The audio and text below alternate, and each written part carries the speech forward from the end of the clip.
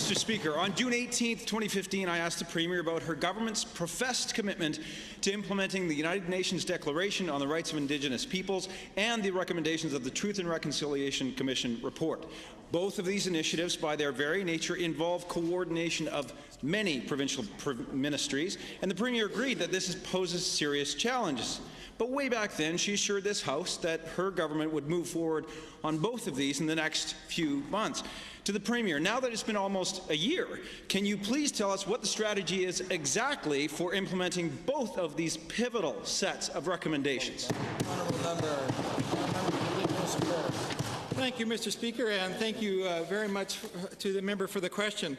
We are very proud of the fact that we started this government saying we were going to define a new relationship with the Indigenous people in this province, and indeed we have. I have lots of important things to report.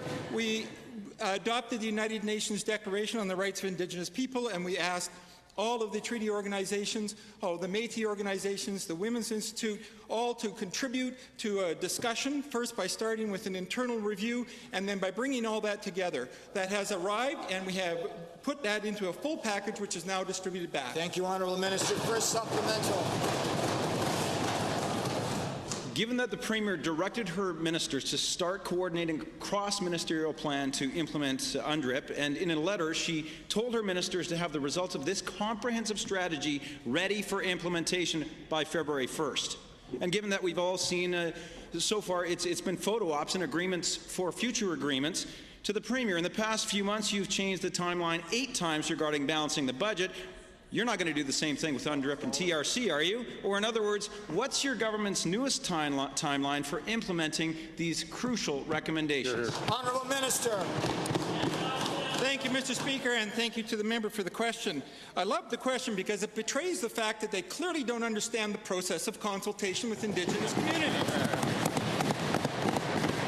The very point of having a consultation with the Indigenous communities is to sit down at the table with them and talk to them until they have decided themselves that they have been consulted with. The opposition, when they were in the government, continually found themselves in the place of making a decision ahead of time, shipping it out to the community and saying, this is what you're doing. We're not doing that because we truly want to consult.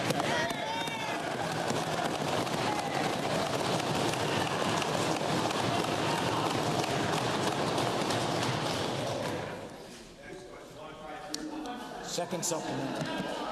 On this very day, check out episode 3. The majority of Albertans definitely disagree with you, sir. Given the critical aspect of any government's plan for addressing recommendations of historic documents like UNDRIP and the TRC report involves setting benchmarks. And given that if there's going to be any real action or accountability, this government has to provide mechanisms for monitoring progress on each goal. So to the Minister, what specific timelines and performance measures are available that will allow Albertans to hold this government accountable for its promises to its Indigenous peoples?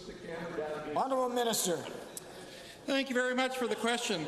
I'd like to point out the fact that we are working with the Indigenous community, and our promises to the Indigenous community are to consult with that Indigenous community, and we are indeed doing so.